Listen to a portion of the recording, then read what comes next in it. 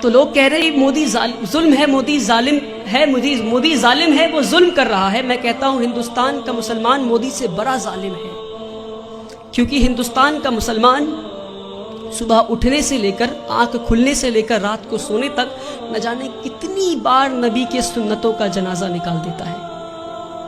ہمارے نبی اپنے صحاباؤں کے ساتھ ایک بار گزر رہے تھے راستے سے، راستے میں انہیں ایک پتھر دکھا۔ نبی وہ پتھر کو پکڑتے ہیں اور راستے کے کنارے میں پھینک دیتے ہیں اور کہتے ہیں اپنے صحاباؤں سے کہ اگر تمہیں راستے میں کوئی رکاوٹ دکھے تو تم اسے ہٹا دو، تاکہ تمہارے بعد جو آئے اسے پریشانی نہ ہو۔ تو صحاباؤں نے اس بات پہ اتنا عمل کیا کہ کئی سالوں کے بعد ایک یہودی کا گروپ اس راستے سے گزر رہا تھا، اسی راستے سے، اور راستے میں ایک پتھر گرا ہوا دیکھتا ہے تو پتھر کو دیکھ کر بولتا ہے کہ شاید اس راستے سے مسلمان نہیں گزرا۔ میرے بھائیوں، وہ تھا ان کا ایمان۔ اور ہم آج کہیں بھی بم پھٹتا ہے تو بولتے ہیں شاید مسلمانی ہوگا، کہیں بھی گولیاں چلتی ہیں تو کہتا ہے مسلمانی ہوگا۔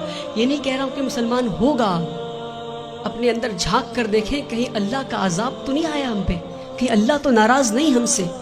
میں بھٹکل کے لوگوں سے نہیں بول رہا، پر بھٹکل کے لوگوں کے ذریعے میں ہندوستان تک یہ بات پہنچانا چاہ رہا ہوں، ہندوستان کے مسلمانوں تک یہ بات پہنچانا چاہ رہا ہوں۔ ایک بار ہمارے نبی صلی اللہ علیہ وسلم راستے سے گزر رہے تھے، ایک بوڑھی عورت کو دیکھتے ہیں، وہ اپنے سامان کو لے کر کھڑی تھی، تو مزدور کا انتظار کر رہی تھی وہ۔ تو نبی کریم جاتے ہیں، کہتے ہیں اے میری ماں، میں تمہارا مزدور بن جاؤں کیا؟ وہ پورے کائنات کے سردار مزدور بننے کو تیار ہو گئے، اور آج ہم اگر کوئی جوتا پلٹ رہا ہوتا ہے تو اسے سیدھا نہیں کر سکتے۔ یہ ہمارے مسلمانوں کی آج وہ عقر ہے، پتہ نہیں کس بات کی عقر میں جی رہے ہیں، جس کی امت اس بات کی عقر میں جی رہی ہے، اس کا رسول دوسروں کی مزدوری کرنے کو تیار ہو گیا تھا۔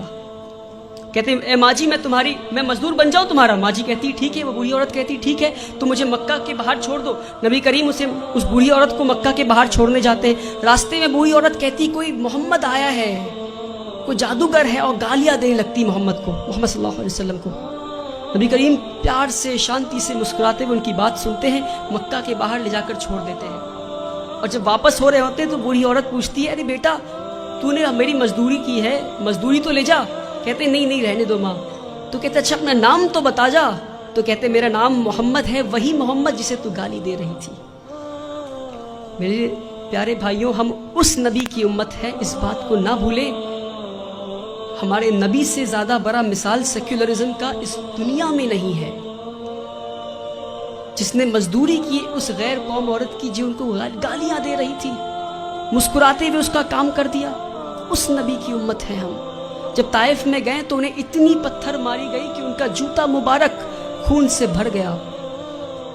تو جبرائیل امین نیچے آتے ہیں اور کہتے ہیں کہ اے نبی، آپ کہیے تو ہم طائف ایک ویلی میں تھا، تو دو پہاڑ کے بیچ میں طائف والے لوگوں کو ہم کچل دیں گے۔ ہمارے نبی گھائل حال میں بھی پتھر کھا کے بھی کہتے ہیں میں تو یہاں رحمت کے لیے آیا ہوں۔ میرے بھائیوں، ہم اس نبی کی امت ہے، اس بات کو ہم نہ بھولیں۔ جس دن مسلمان اپنے نبی کی سنتوں کا جنازہ نکالنا بند کر دے گا، اس دن ہماری تقدیر بدل جائے گی انشاءاللہ۔ اللہ تعالی ہندوستان اور اہل ہندوستان کے دلوں میں اسلام کے لیے عزت اور مسلمانوں کے لیے پیار بخشے۔ اللہ تعالی اس دیش میں امن اور شانتی قائم کرے۔ وآخر الدعوانا والحمدللہ۔